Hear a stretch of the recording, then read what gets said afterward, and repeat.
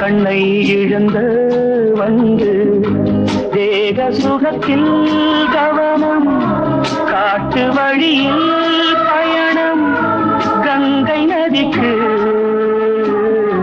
மண்ணில் அணையா இளமையெனும் பூங்காற்று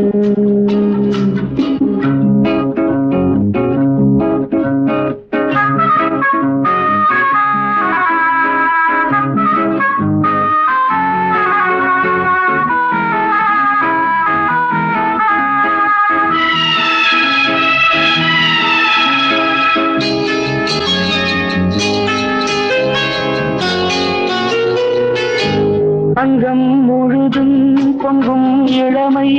இதம் பதமாய் தோன்று அள்ளி அணைத்த கைகள்